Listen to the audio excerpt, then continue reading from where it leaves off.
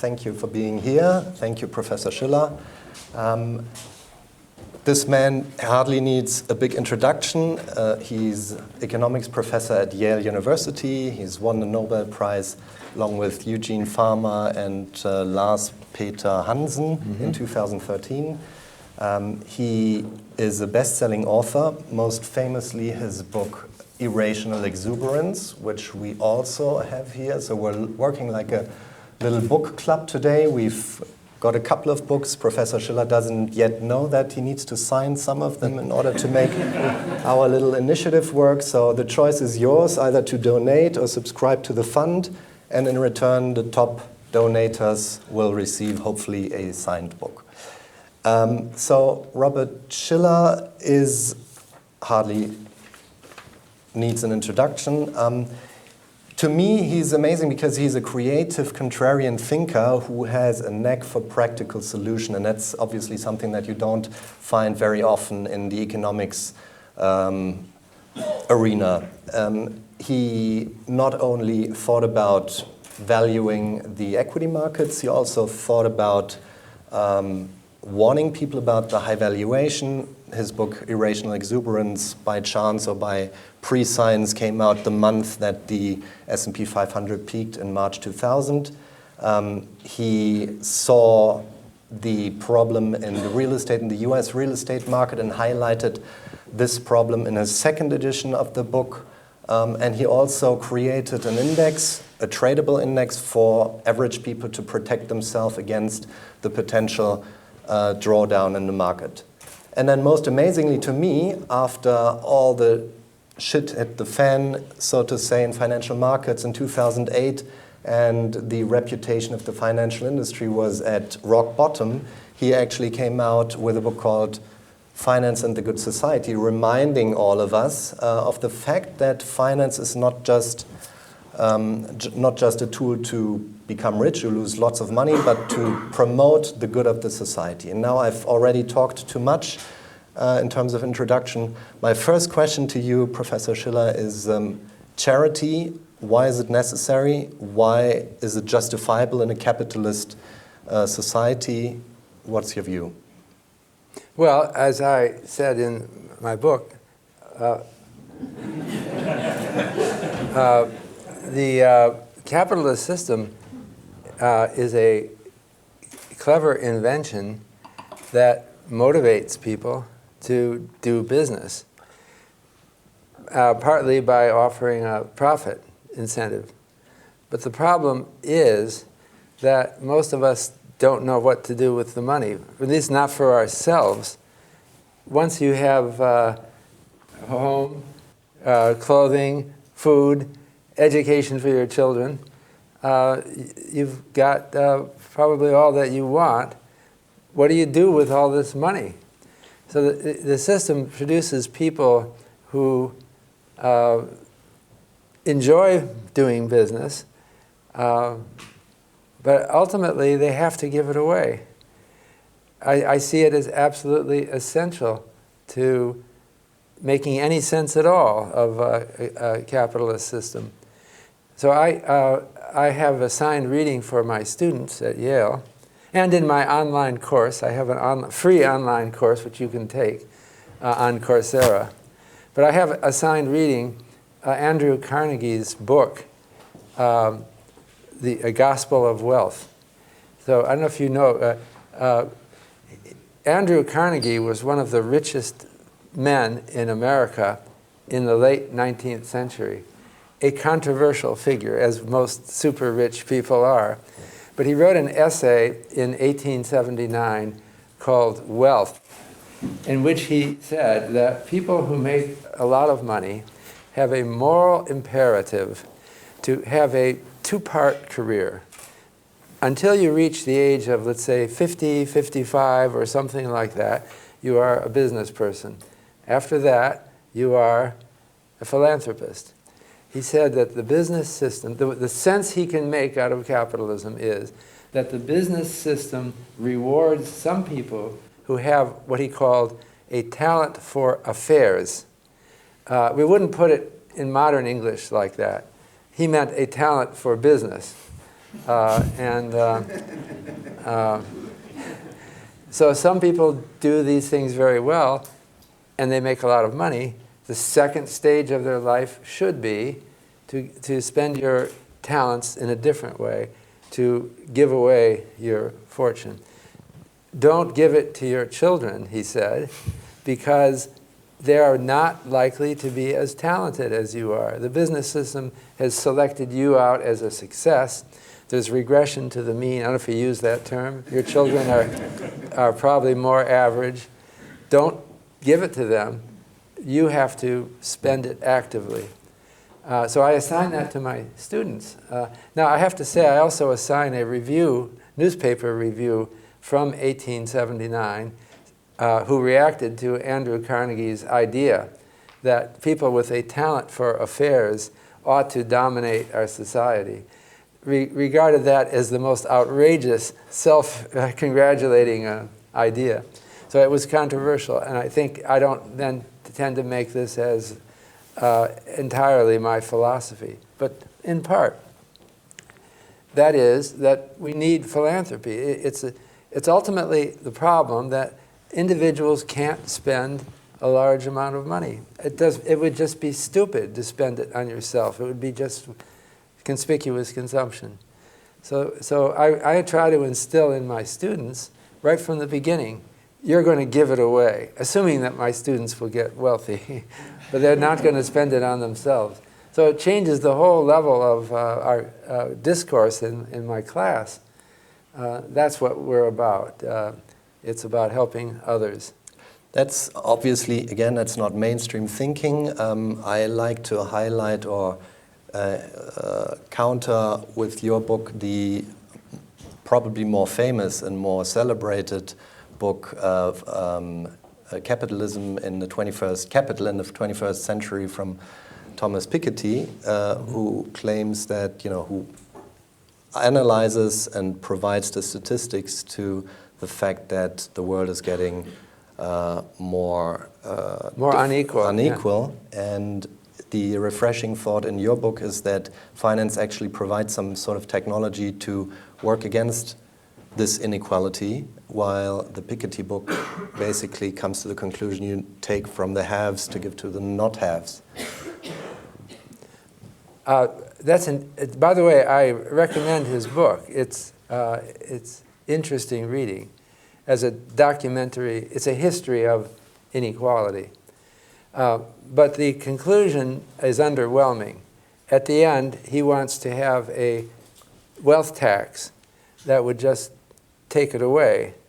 And so, first of all, it's not going to happen.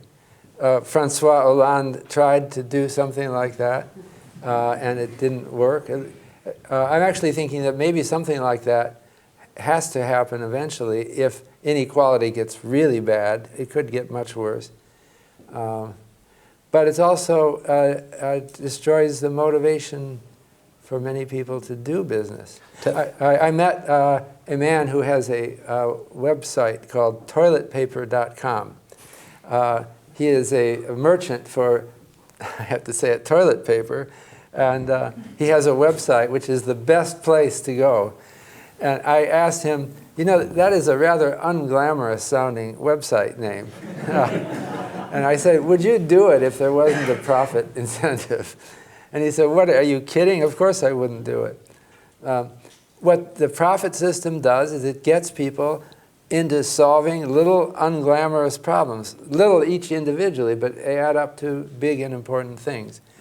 And so I think that we have to maintain a profit system. So what I would like to see is a tax system that maybe it does confiscate a substantial fraction of wealth that's spent on oneself, but that allows tax deductions for charitable contributions and allows it in a way that people can find meaningful ways to use their fortunes. Tell us a little bit about the technology that you recognize in modern finance that improve over time the society. Well, randomness affects all of our lives. Finance is about risk management.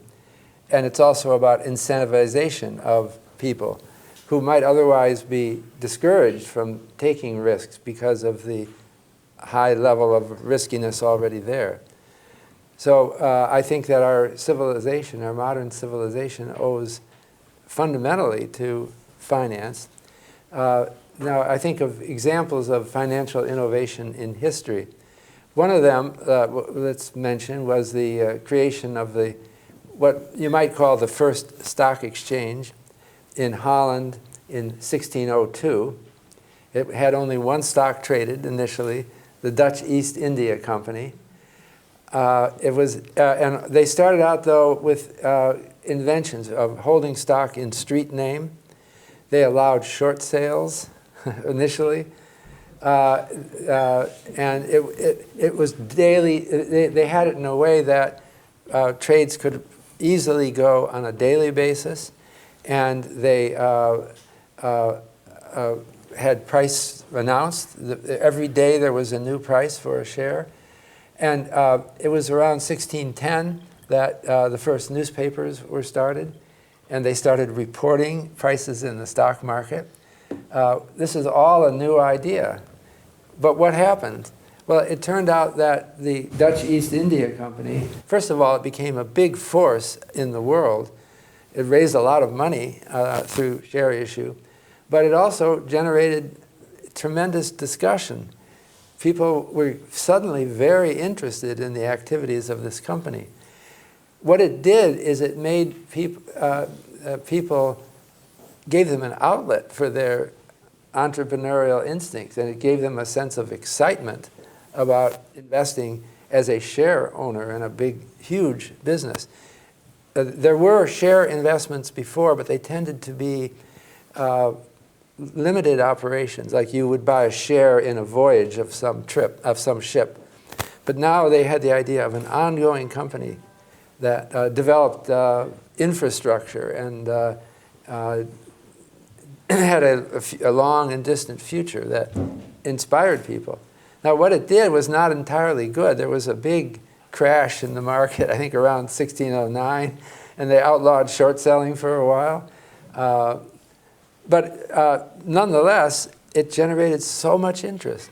You have to do things like that to get people's animal spirit. That's another title of one of my books, Animal Spirit Score. Life can appear humdrum and hopeless. These financial inventions were actually, people like to gamble, but these were an alternative to gambling.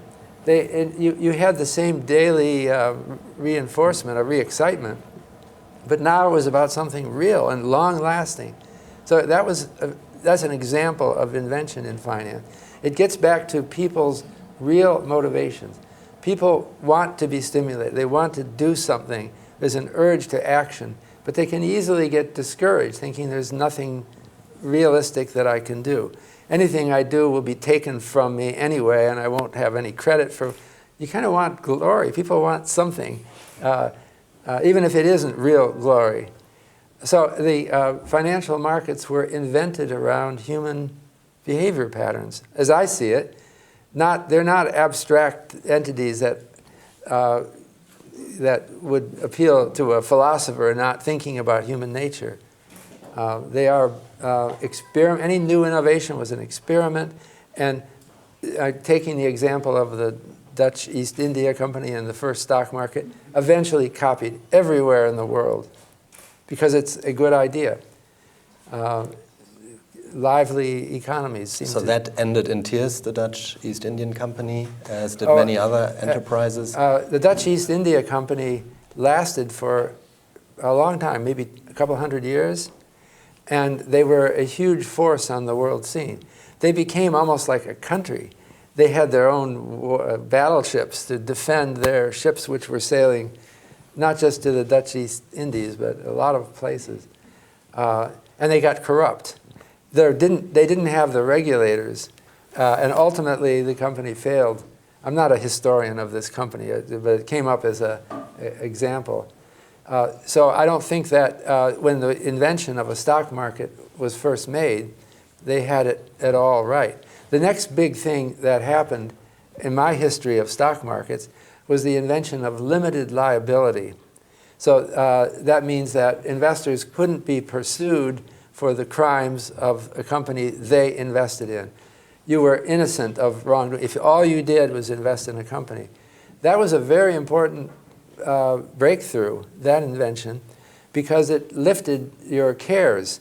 It used to be that advisors would tell you, don't diversify. You can't trust. You don't know what's going on in all those companies. Don't invest in any company unless you know the people, because you could get sued for investing in a company that did something wrong. That was a bad incentive. When limited liability first appeared, it was controversial because it absolved people of blame for things they were investing in. And people said, you can't absolve them of blame. They were hoping to profit from something, and it went horribly. They have a point. In designing financial instruments, you have to weigh the pros and cons. So, for example, TEPCO, the Tokyo Electric Power Company, invested in the Fukushima plant, didn't do enough care to protect it against earthquakes, and now there's a huge disaster, and you can't go after the stockholders. So there's some sense of injustice here. You might weigh that and think we shouldn't have limited liability, but if you think further, you have to say that, well, the TEPCO story is kind of rare. We can absorb things like that. And so we need limited liability. It's part of the fine-tuning of the invention of stock markets, so that it relies on a psychological principle that people enjoy savoring possible successes. You invest in some risky startup company, and you enjoy it. It's just the feeling that people get, like investing in the lottery. I could be a huge millionaire from this investment. But you don't enjoy worrying that I could be sued by someone for something that I didn't even know was happening in this company. So we've got it now well suited so that you are actually enjoying this activity that you found. So you don't have to play cards so much. You can get involved in thinking about business, which is a wonderful invention. So it has to involve incentivization and recognizing moral hazard and recognizing the big uncertainties that any business faces. So how can we get people not to be deterred from business and energized? So there are many examples like that in financial history. You mentioned the word animal spirits. That's another aspect. So the finance technology can help distribute risk, finance enterprises that are providing positive input into society that gets us forward. On the other hand, there's this animal spirits, which is actually an old idea and an old word, and describes a very fundamental psychological state of us as actors on the financial stage, which obviously has some negative implications every once in a while. Well, you point out that the term animal spirits is very old. Nice thing about the internet is I can search the ancient world as well. And I tracked animal spirits back to 200 BC. In Latin, spiritus animalis. I didn't do a Greek search. There's a Greek translation. Psyche, I'm trying to, how do you say it in Greek? I've forgotten. But I'm not so good at Greek, so I stopped with Latin. This phrase has been around for 2,000 plus years. What it refers to is, as you say, animating spirit, something that gets people going. When you're lying in bed in the morning and you're thinking, I don't really want to get up, you might lie there forever if there weren't for some trigger in your brain that eventually says, it's not so bad, this is going to be fun, and going to work is actually fun for if you have a normal job. And so the problem, I wrote a book with George Akerlof called Animal Spirits. We took that as a title because we think that a lot of economic fluctuations are due to animal spirits. So we see animal spirits at an all-time low in Venezuela right now. There are very few business startups in Venezuela partly because the office you'd have to go to start a business has been closed for some time. And so animal spirits don't flourish in that kind of environment. And it really matters. If you talk to someone from Venezuela today, you'll discover they're not happy about this situation. There's a lot of things we have to do. That's the job of governments and private individuals as well, to maintain a healthy climate of animal spirits. Now, there are a few central banks around the world who are really supporting animal spirits right now with very cheap liquidity, as cheap as it's ever been. Yeah, we're kind of in an unprecedented time. We had very low short-term interest rates in the Great Depression, but I think that we've just surpassed the time interval that they went for something like 6 or 7 years with virtually zero short rates. But we're passing that now. And we have long rates which are lower than they ever got. So, in fact, negative sometime. We've never been here before. There's a fantastic little book which is called Boomerang, written by Michael Lewis. And he went around the world and observed how, for example, his first case was Iceland, a country of fishermen and aluminium melters who suddenly became investment bankers. And he goes through Germany, Greece, California, Ireland, so on and so forth, and observes how since 1993 till 2008, basically cheap money changed the mindset and the animal spirits of all these countries.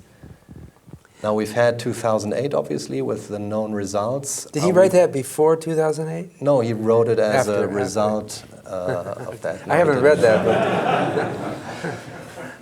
would have been better if he wrote it before. But I wonder what the story is going to be that's playing out right now. Well, I'm trying to imagine what the story, and in this book, Irrational Exuberance, I talk about any major financial or business economic event having multiple causes.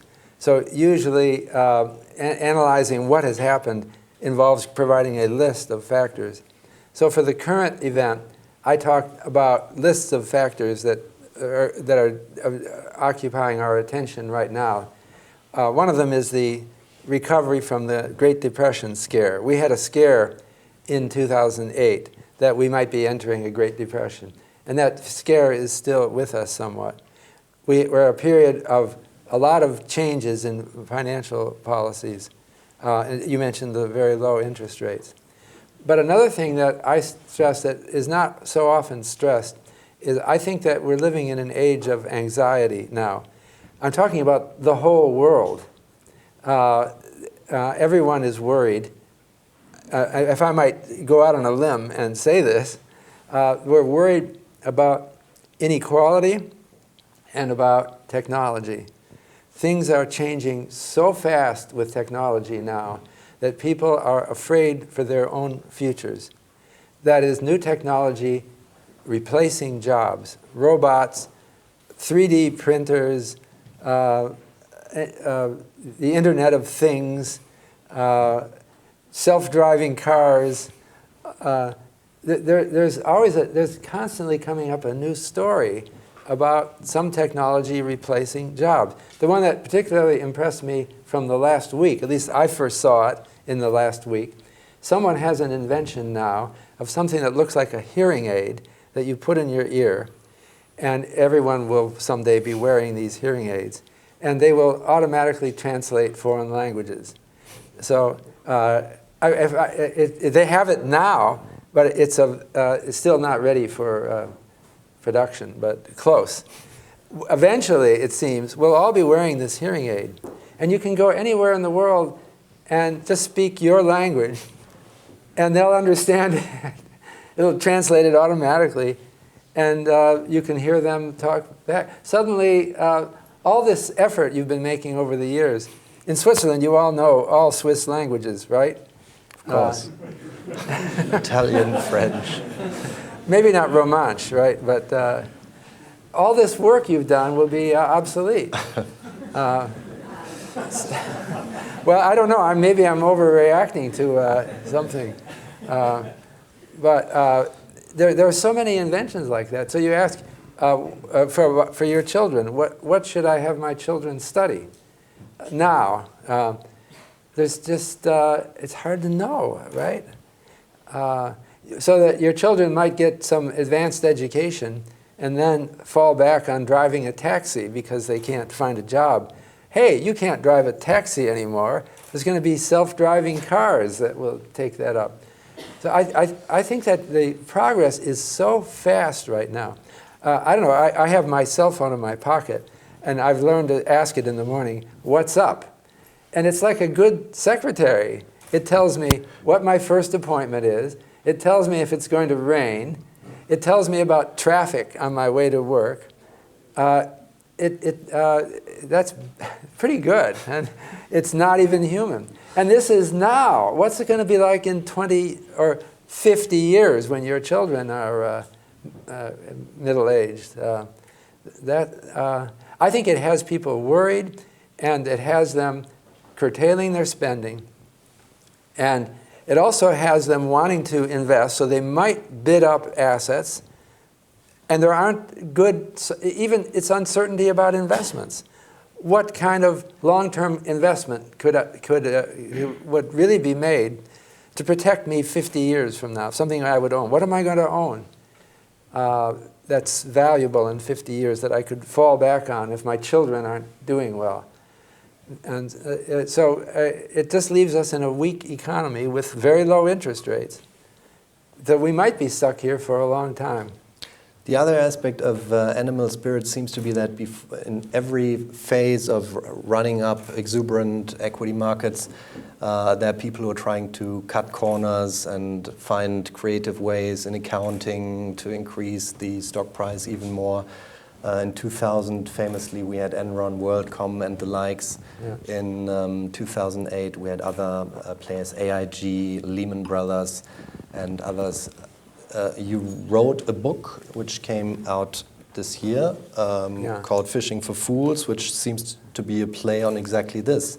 Do you observe or see any of that happening in this phase of extra low interest rates and exuberant markets? Well, our book, Fishing for Fools, was about economic theory and human psychology. Two things which are long-term. But I pay attention to the timing of your book title, so there seems to be a meta-message somewhere around. Yeah, I think George Akerlof and I were affected by the financial crisis and thinking about what to do next. But this book does have a long-term focus. And it's about not idealizing existing markets. That we believe in free markets within limits, but there's a tendency for some people to go to extremes and imagine that free markets work really well without intervention. So one thing we talk about in the book, just as an example, is the market for patent medicines. If you go back to the 19th century, when there was little or no regulation of patent medicines, most of them were frauds. We give some examples. There was a medicine widely marketed in the United States called Swaim's Panacea. Well, you know what a panacea is? It's a drug that cures everything. And they claimed to cure everything. They had a long list. It appears that they just put any disease that they thought anyone was worried about on the list. So what was in Swaim's Panacea? Well, it was a secret. So some people started testing the contents. In the late 19th century, the chemistry developed to the point where they could calculate what the ingredients were. And you know what? It was just common flavorings. And it wasn't even constant through time. They kept changing what was in it. They didn't change the ads. So you need some kind of regulation. Now, how did the regulation get started? Well, our book, unfortunately, is a little bit American-centric.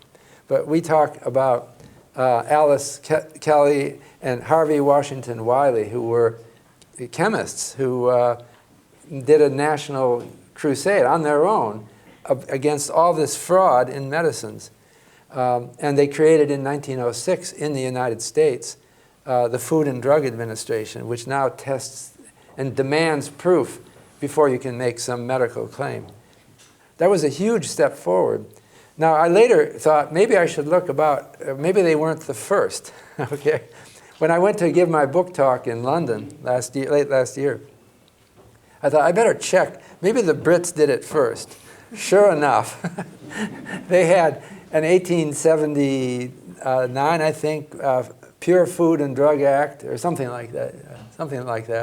And then in 1899, they did something very much like the Food and Drug Administration.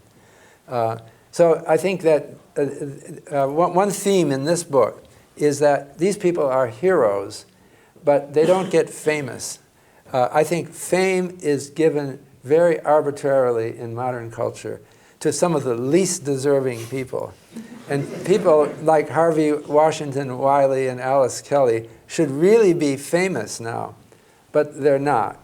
And this is, again, a message to my students. What do you want in life? Do you want to be famous and stinking rich? Or do you really want that? Let's think about it now. Maybe you don't. So maybe you want to be philanthropic.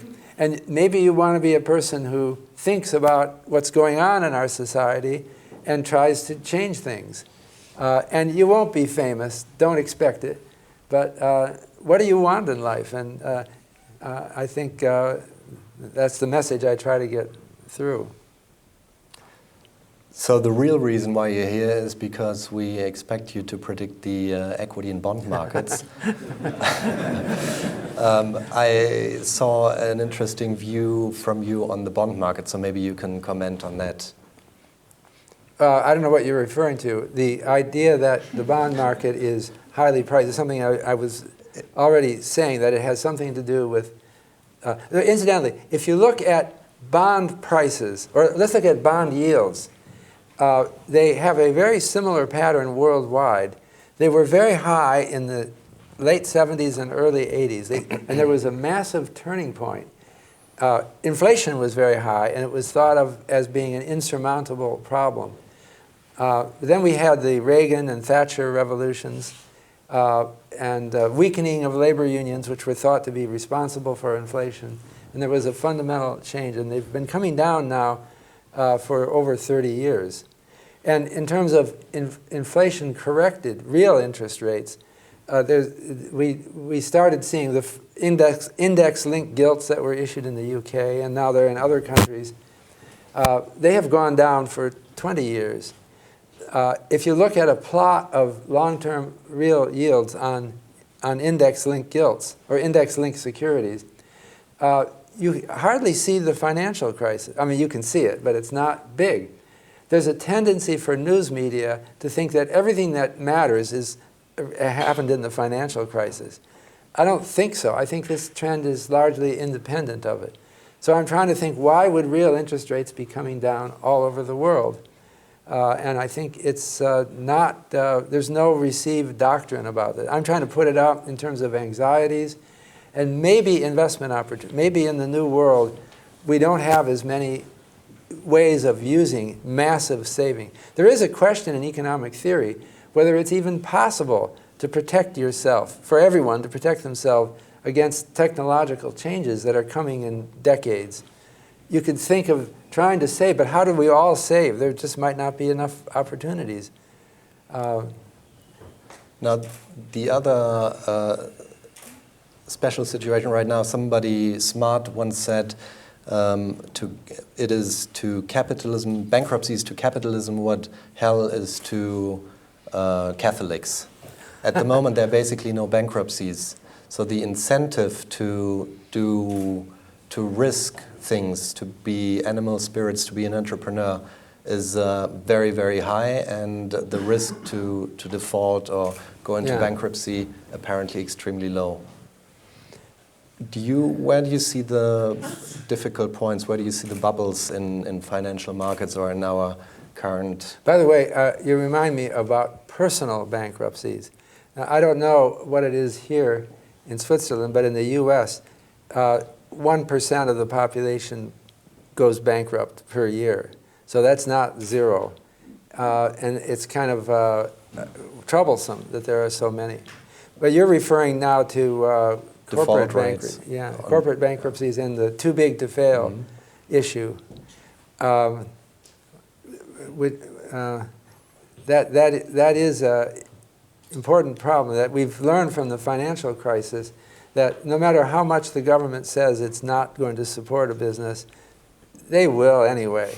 So we had these two big entities, GSOs, Fannie Mae and Freddie Mac, which the government explicitly said they wouldn't bail out. When they failed, they did. They brought them in. They're now nationalized in their government operations. That's a fundamental problem. And it's a problem maybe even more in other countries like China today, where the government seems to hope that there's a fear that what would happen if there were large bankruptcies. So people imagine in China that the government will never let major bankruptcies happen. And that leads to some faulty incentives in finance. I'm sure there are questions in the audience, so we have about 15 minutes to open it up to the audience. Any questions, please, short and precise, so we can get a proper answer. Bettina? Danke.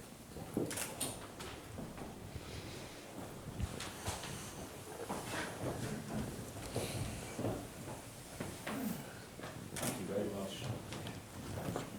Turn it on. Maybe it works. Maybe it works not. Maybe I supposed to speak loud. That's the old-fashioned way. Mr. Shiller, thank you very much. I have a question that I haven't found an answer to. What would happen if all the central banks would write off all the papers that they accumulated over the quantitative easing process, just write them off, and all the debts would be gone? What would happen in your view? That's a big question, and I'm not the authority to answer. I wish there were more discussion of this. To me, it seems to me it's a political question. An economist can't answer this completely.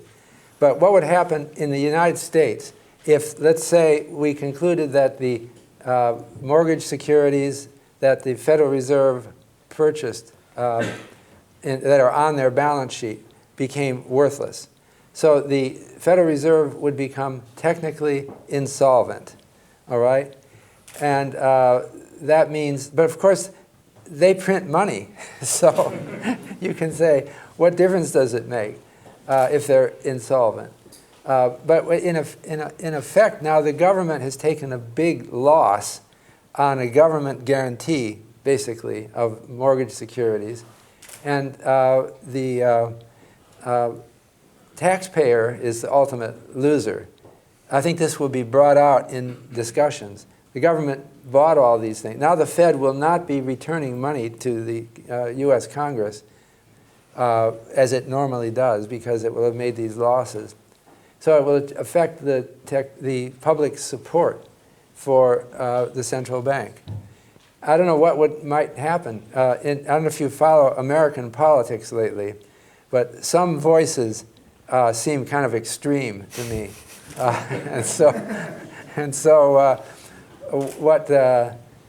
Rand Paul has already written a book called End the Fed. So he would like to shut down the Federal Reserve. What does that mean? What will happen next?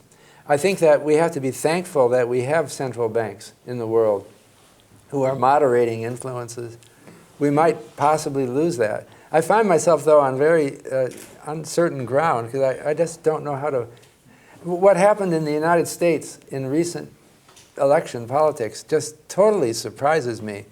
I wouldn't have imagined that so much nonsense would be thrown around. So I don't know how to predict these things.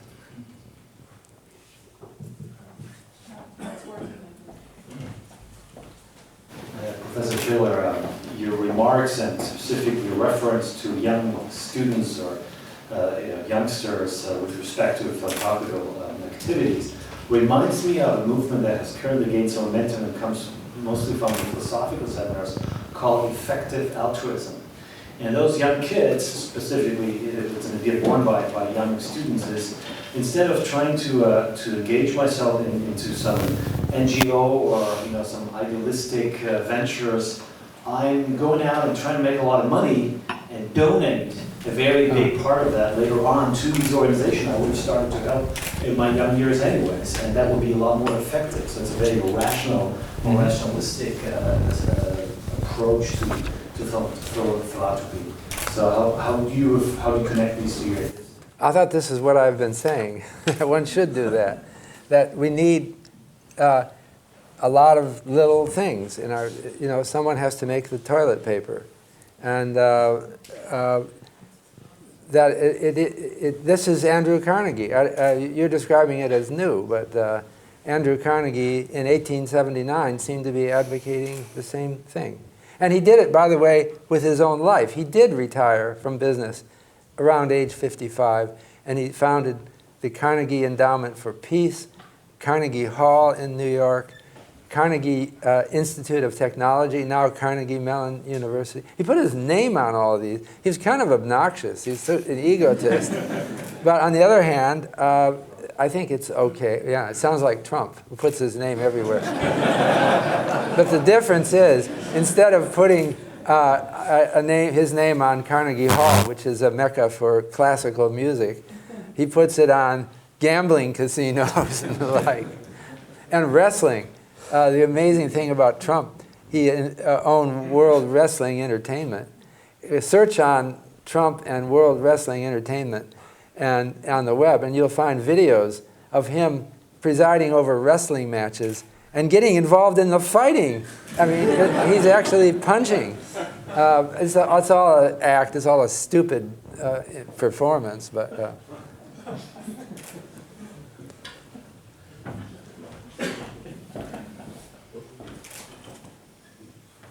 How do you see the price of gold and silver for the future? Yeah. Now, opportunities to invest in gold are something I've always missed over my life, because I find it really, really hard to understand what drives that. There's no earnings series to go along with it. It's just all psychology. So the thing that comes to my mind, though, about gold for a long-run investor, and tell me if I'm wrong. This isn't something I've published on, but I'm just thinking about it. They tell us now that gold is abundant on asteroids. And was it Elon Musk who announced a plan to mine asteroids? I think he was aiming at platinum, but gold is there too. The reason is, and again, tell me if I've got this wrong, when the Earth was formed, it was molten, and so the heavy thing sank to the middle, and there's no gold. You can't get at it. It's down thousands of miles. Most of the gold that you're wearing on your rings and the like is from asteroids or meteors that brought it much later. So I think that the price of gold is going to fall catastrophically in the next 20, 30 years, because we will eventually bring it back. Now, but now in the short run, I mean, could you try to play the market for gold? Maybe it's going to go up, because the kind of anxieties that I described sound like a story for gold appreciating. If you are trying to save for your children in 30 years who will be technologically unemployed, having a lot of gold might help. On the other hand, no, it won't. It probably won't. I have one more question. What do you think about Bitcoin? And what would happen if Bitcoin would be the world currency and everything else would disappear? So you know Bitcoin is a technology which was invented by Mr. Was it Satoshi Nakamoto? Do I have that right? Who may or may not even exist. Mysterious. It was a decentralized computer system to allow payments in this imaginary thing called a Bitcoin. And then the Bitcoin became very valuable and then crashed, and it's still valuable. It would come down a lot. I think it was a speculative bubble. On the other hand, it's intriguing, the technology, and what it means. It's a sort of encryption technology that involves this blockchain, which involves participation of many different people around the world. It's not a monetary authority that is benevolently trying to manage interest rates. So if we replace money with bitcoins, it will be a Wild West type world with probably prices fluctuating a lot.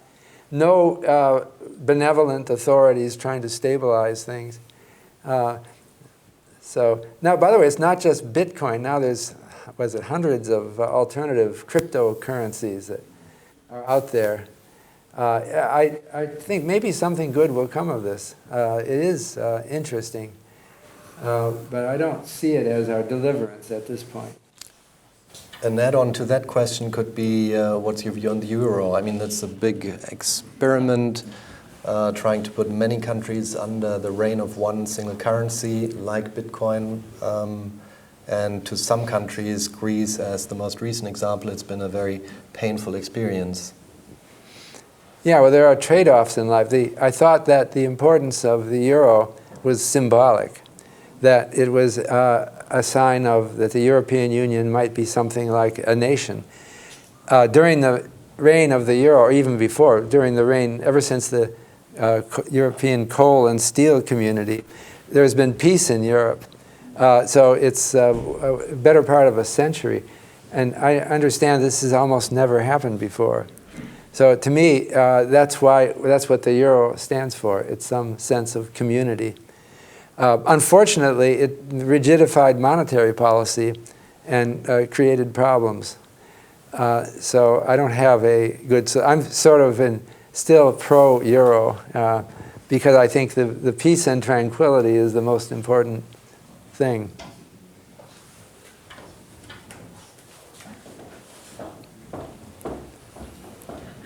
I wonder if we really need central banks. For instance, Ron Paul, a libertarian, has written a famous book, and he has claimed end the Fed. It claimed what? End the US Fed. Yes, That's right, yes. what he mentioned, yeah. Yeah. What do you think about Well, the central bank is something that was invented out of life's experiences. The first real central bank was the Bank of England, founded in the 1690s, which took upon itself a role as a central banker. They were given a monopoly in joint stock banking in the UK. So there were other banks, but they had smaller capital stocks. So it dominated banking in the UK. And it started to require that other banks keep deposits with it. It could do that because of its market power. And it didn't want to see crises. So it would lend to banks that were in trouble. It became a quasi-government organization, even though it was technically, at that time, a private bank. Then other countries around the world saw that the UK had a relatively stable financial system, and they gradually copied the central bank experience. So it was something that was invented in the process. It was learning by doing. It wasn't some scholar writing in an ivory tower about what we need. It was a discovery about practical business people of what should be done. The United States copied it in 1913, but tried to disguise it. No one wants to admit that we're copying another country. So they disguised it by calling it the Federal Reserve System and creating 12 banks. So it looked like it was more democratic. But it's the same idea. It's an idea that has been seemingly stabilizing for centuries now. I'm reluctant to drop it. And the idea that we know what the world would be like without it, or moving to gold, that seems to be a recipe for disaster, because gold is not going to be responsive to economic conditions. And as I say, it's all going to crash in 20 or 30 years, and it's going to be worthless. I'm not sure about that, but I think there's a good chance of that. But we can't move to that as an alternative system. Professor Shiller, I want to answer your question on ritual and authority, modern portfolio theory. I once in a hedge fund conference asked a professor of finance modern portfolio, we are taught that we are taught MPT at university, but no, most practitioners don't believe in it. So I asked the professor of finance what remains of modern portfolio theory after all these criticism of different subscriptions, and he said diversification. Yeah. A very important but meager result. Would you agree? I agree. Harry Markowitz he made a brilliant contribution.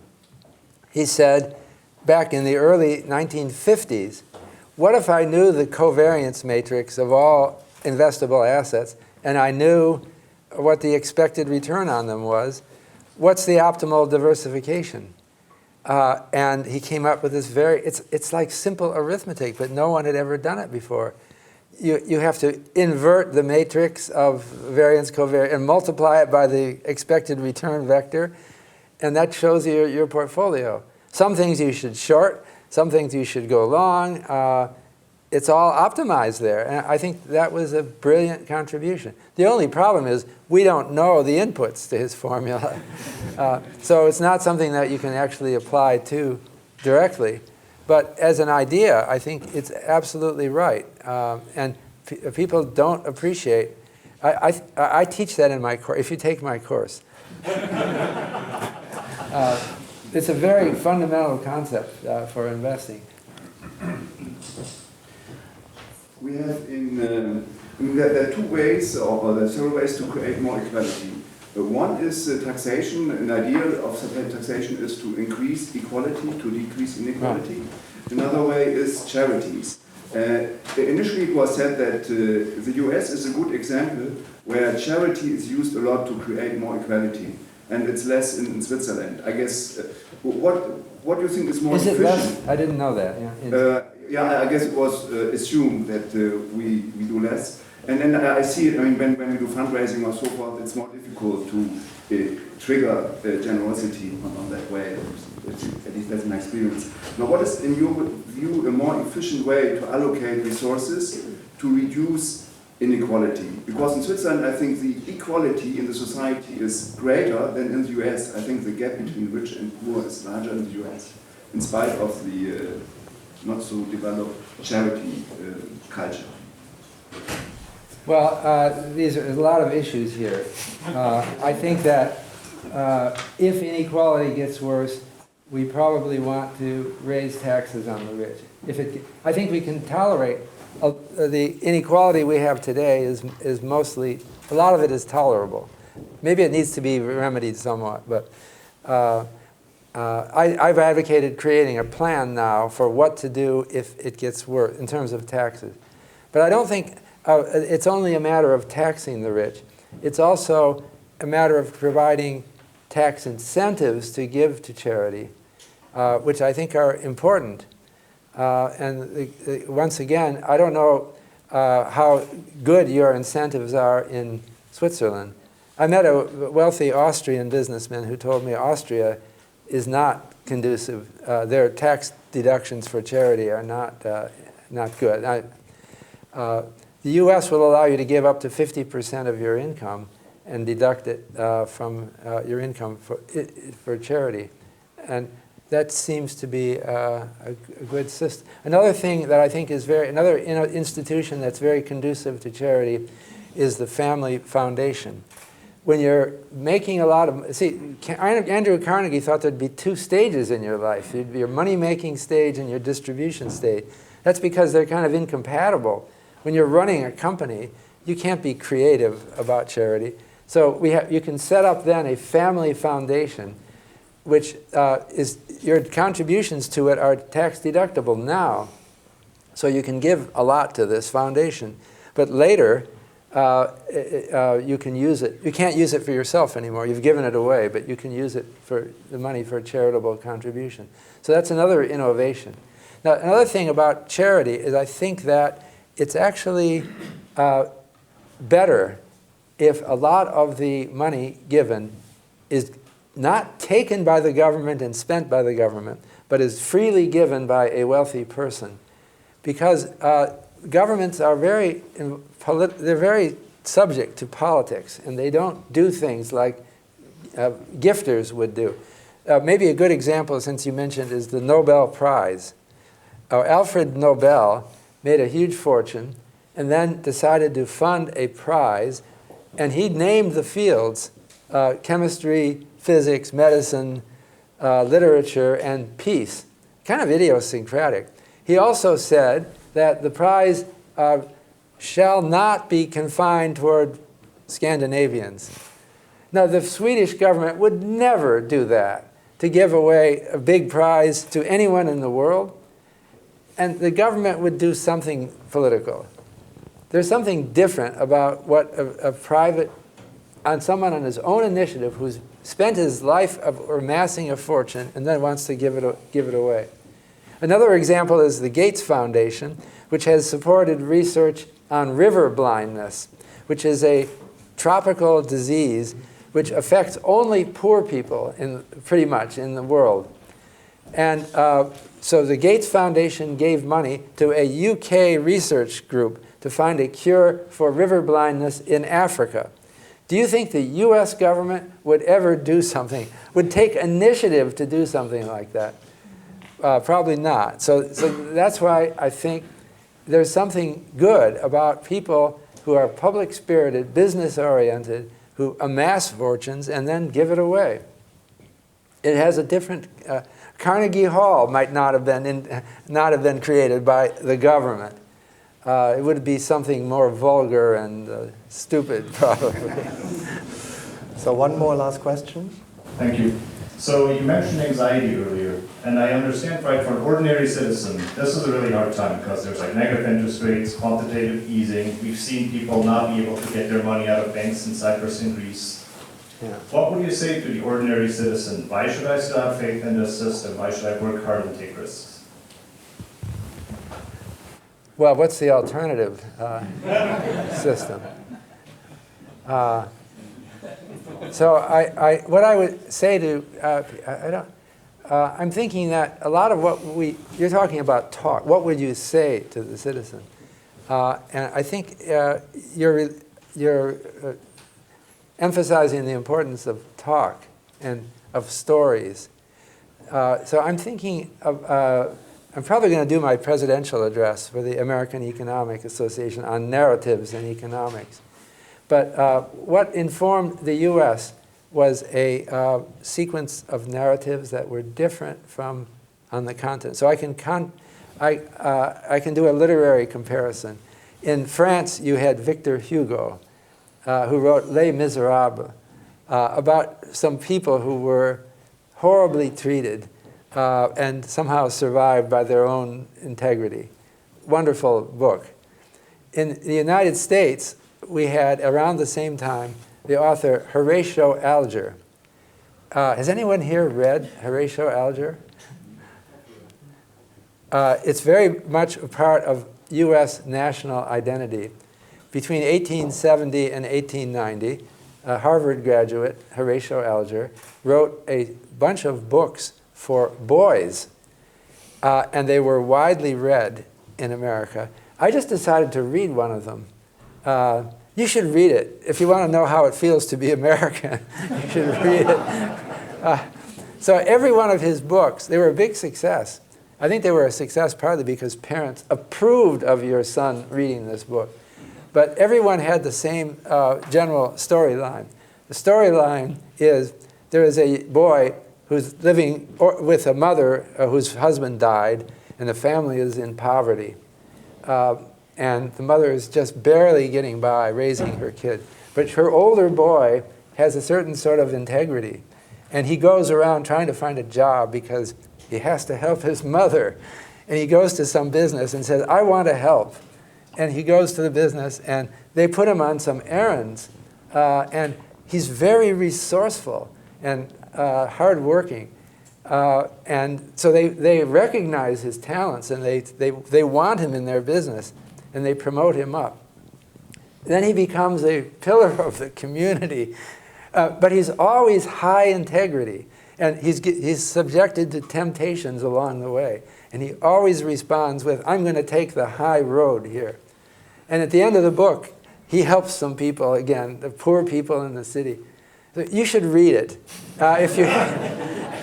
I didn't think I would like it, but he's actually, Horatio Alger had something going here, and I think it informs US culture. But I suppose it's just too American-centric that Swiss people would never read it. But I can tell you, they're short, they're written for boys, you can read it in a weekend. And so the story is just different. Now, I think maybe if we could get back to it, that Horatio Alger's story is not the story of a young internet pioneer. Because what really impressed me about these stories is integrity was always there. And this boy, you just loved him. I mean, he was so good. And it's resourcefulness, entrepreneurship, integrity, and finding meaning in a life like that. So I think in dealing with inequality, the problem with it is it justifies some bad actors who are pretending to be Horatio Alger types. But somehow there's a national story that influences what happens. And I think that in the United States, and I think over much of the world, the story after World War II, after the war was over, was much more community-based, much more integrity-based. And now as the memory of the war fades, we're getting back into more individualistic, I want to be a winner. That's Donald Trump. All of his opponents are, quote, losers. I don't like that kind of rhetoric. That's not Horatio Alger rhetoric. So thank you, Professor Shiller. Just to sum up, we talked a little bit about finance and the good society, how to improve society, how to get ahead in a positive way. We talked about the animal spirits that push us forward. Today, we're not trying to be fishing for fools, but I remind you that every one of you should have one of these little pieces of paper, and I want you to apply your utmost irrational exuberance to put some numbers in here. So with that, thank you, Professor Shiller. Thank you all.